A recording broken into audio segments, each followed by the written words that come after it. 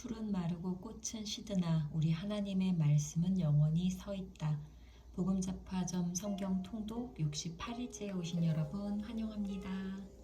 욥기 이제 21장에서 30장까지 함께 읽으시겠습니다.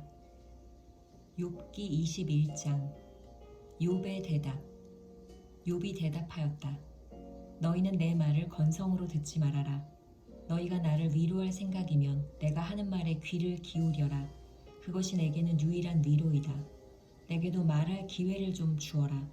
조롱하려면 내 말이 다 끝난 다음에나 해라. 내가 겨우 썩어질 육신을 두고 논쟁이나 하겠느냐. 내가 이렇게 초조해하는 데에는 그럴 이유가 있다. 내 곤경을 좀 보아라. 놀라지 않을 수 없을 것이다. 기가 막혀 손으로 입을 막고 말 것이다. 내게 일어난 일은 기억에 떠올리기만 해도 떨리고 몸에 소름이 끼친다. 어찌하여 악한 자들이 잘 사느냐? 어찌하여 그들이 늙도록 오래 살면서 번영을 누리느냐? 어찌하여 악한 자들이 자식을 낳고 자손을 보며 그 자손이 성장하는 것까지 본다는 말이냐?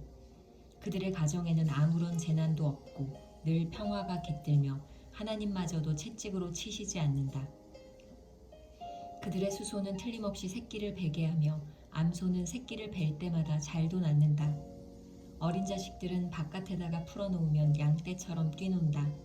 소구와 거문고에 맞춰서 목청을 돋우며 피리 소리에 어울려서 흥겨워하는구나. 그들은 그렇게 일생을 행복하게 살다가 죽을 때에는 아무런 고통도 없이 조용하게 수골로 내려간다. 그런데도 악한 자들은 자기들을 그냥 좀 내버려 두라고 하나님께 불평을 한다. 이렇게 살면 되지. 하나님의 뜻을 알 필요가 무엇이냐고 한다.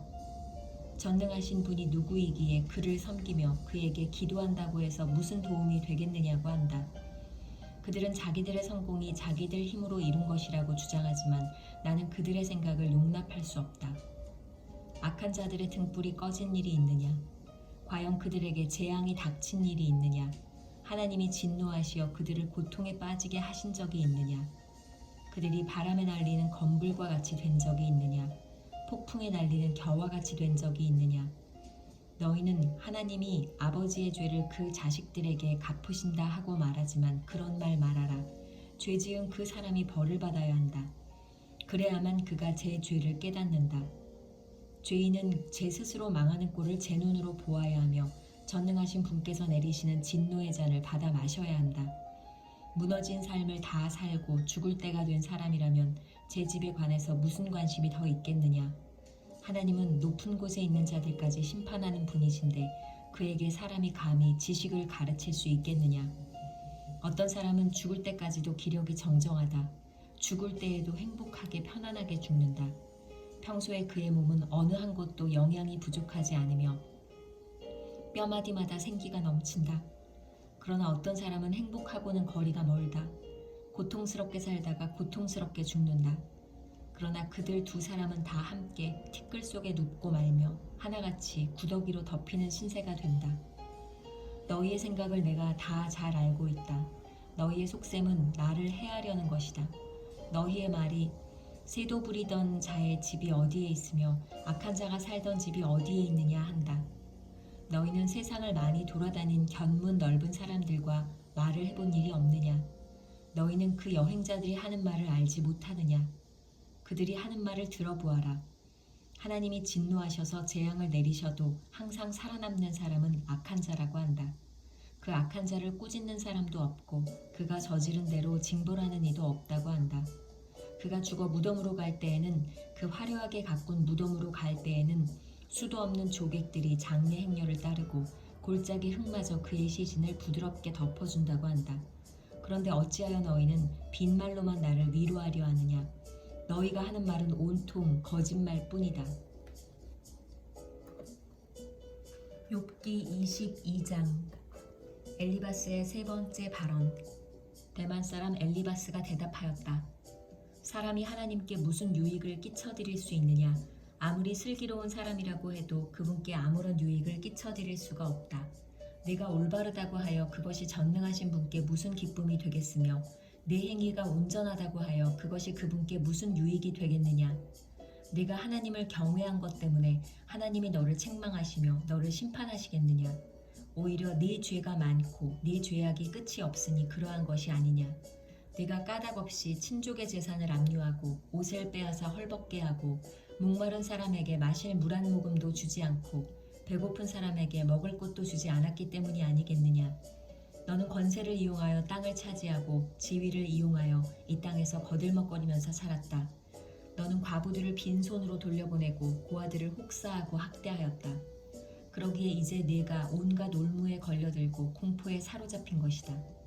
어둠이 덮쳐서 네가 앞을 볼 수 없고 홍수가 너를 뒤덮는 것이다.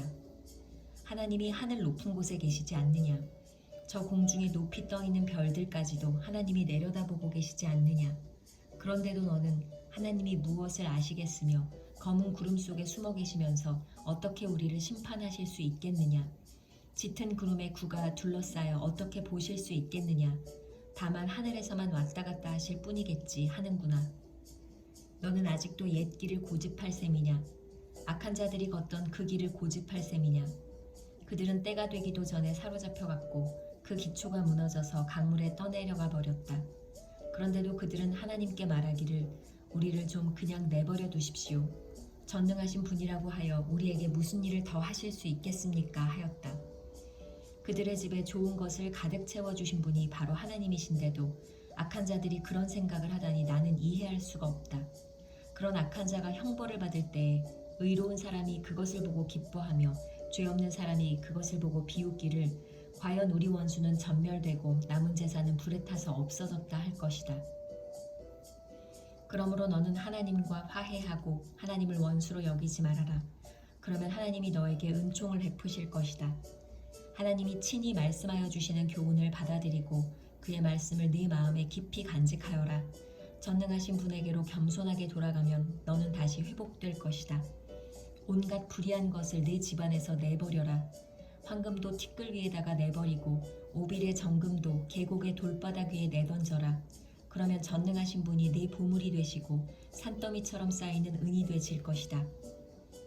그때가 되어야 비로소 너는 전능하신 분을 진정으로 의지하게 되고 그분만이 네 기쁨의 근원이심을 알게 될 것이다.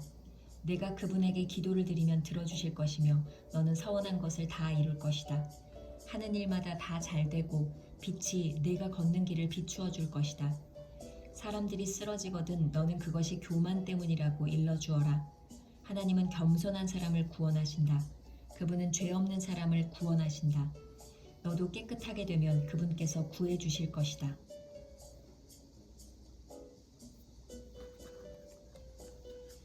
욥기 23장. 욥의 대답. 욥이 대답하였다. 오늘도 이렇게 처절하게 탄식할 수밖에 없다니. 내가 받는 이 고통에는 아랑곳 없이 그분이 무거운 손으로 여전히 나를 억누르시는구나. 아, 그분이 계신 곳을 알 수만 있다면, 그분의 보좌까지 내가 이룰 수만 있다면, 그분 앞에서 내 사정을 아뢰련만, 내가 정당함을 입이 닳도록 변론하련만, 그러면 그분은 무슨 말로 내게 대답하실까? 내게 어떻게 대답하실까?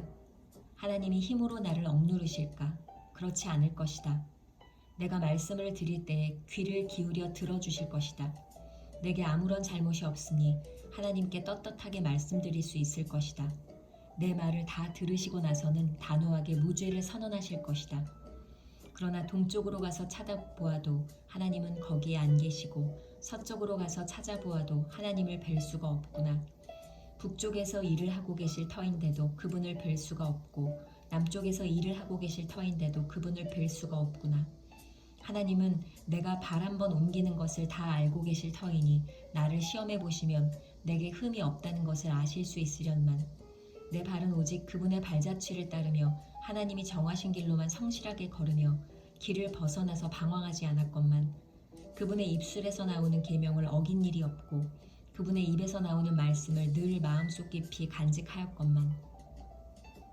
그러나 그분이 한번 뜻을 정하시면 누가 그것을 돌이킬 수 있으랴. 한번 하려고 하신 것은 반드시 이루고 마시는데 하나님이 가지고 계신 많은 계획 가운데 나를 두고 세우신 계획이 있으면 반드시 이루고야 마시겠기에 나는 그분 앞에서 떨리는구나. 이런 것을 생각할 때마다 그분이 두렵구나. 하나님이 내 용기를 꺾으셨기 때문이고 전능하신 분께서 나를 떨게 하셨기 때문이지 내가 무서웠던 것은 어둠 때문도 아니고 흑암이 나를 덮은 탓도 아니다. 욥기 24장. 어찌하여 전능하신 분께서는 심판하실 때를 정하여 두지 않으셨을까? 어찌하여 그를 섬기는 사람들이 정당하게 판단받을 날을 정하지 않으셨을까? 경계선까지 옮기고 남의 가축을 빼앗아 제 우리에 집어넣는 사람도 있고 고아의 나귀를 강제로 끌어가는 사람이 있는가 하면 과부가 빚을 갚을 때까지 과부의 소를 끌어가는 사람도 있구나. 가난한 사람들이 권리를 빼앗기는가 하면 흙에 묻혀 사는 가련한 사람들이 학대를 견디다 못해 도망가서 숨기도 한다. 가난한 사람들은 들나귀처럼 메마른 곳으로 가서 일거리를 찾고 먹거리를 얻으려고 하지만 어린 아이들에게 먹일 것을 찾을 곳은 빈 들일 뿐이다.